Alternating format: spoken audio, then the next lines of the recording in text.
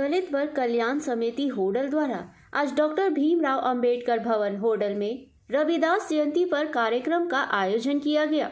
कार्यक्रम के मुख्य अतिथि हरियाणा प्रदेश कांग्रेस अध्यक्ष व दलित वर्ग कल्याण समिति होडल प्रधान चौधरी उदय भान थे।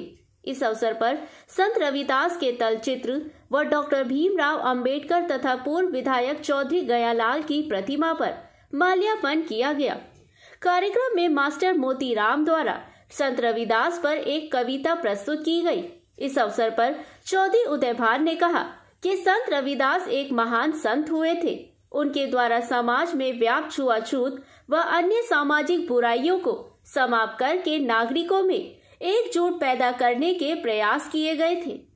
उन्होंने उस समय गरीब व दलित समाज की लगातार हो रही उपेक्षाओं को लेकर के अपनी आवाज उठाई थी और समाज में व्याप्त नागरिकों की आपसी दूरी को समाप्त करने का ज्ञान पूरे संसार को दिया था।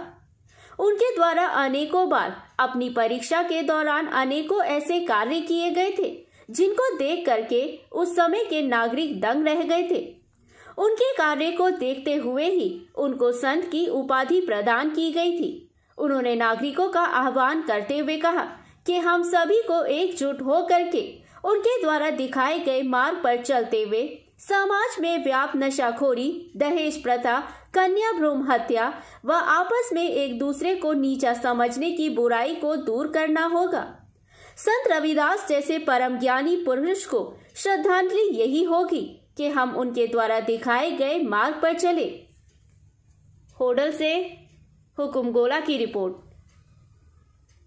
हरियाणा प्रदेश कांग्रेस अध्यक्ष जी बताएंगे, जो आज संत शिरोमणि गुरुदास रवि जयंती मना रहे, तो क्या कहना चाहेंगे रविदास जी के बारे में? आज संत शिरोमणि गुरु रविदास जी के 647वें प्रकट उत्सव पर यहाँ पर कार्यक्रम किया गया। बहुत ही सबको शुभकामनाएं, बधाई दी। उनके जो व्यक्तित्व पर, उनके कर्तृत्व पर, उनकी रचनाओं पर, जो उन्होंने समाज को एकजुट करने का, सामाजिक समानता के लिए एक जो आडंबर, झूठ, जो आपस में जाति भेद का जो वातावरण था उस समय की परिस्थितियों में, छुआछूत के ऊपर और ये सब के ऊपर जो संत रविदास जी की जो वाणी थी, जो उन्होंने अपनी दोहों से, छंदों से जो एक पूरे देश में घर घर जाकर के कह सकते हैं कि हर प्रदेश के कोने कोने में, देश के कोने में जाकर के अलग जगाने का काम किया।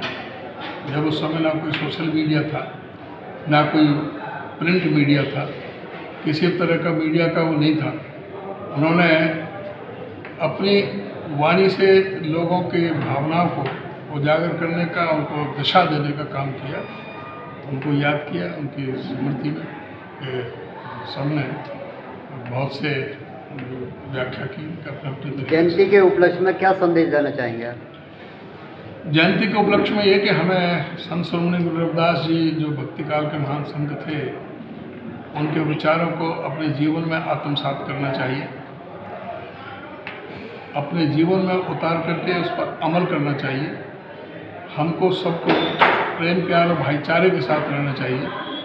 जो उन्होंने समाजवाद की उस समय कल्पना की थी कि ऐसा चाहूँ राज में जहाँ मिले सभी को, अन्न छोटे बड़ों तो सब सम रहे, रविदास रहे पर सब। जो उन्होंने कहा था कि उपजे हम सब एक बूंद थे, कहा बामन का सूत, मूर्ख जन उलझ रहे, राम सब में मौजूद।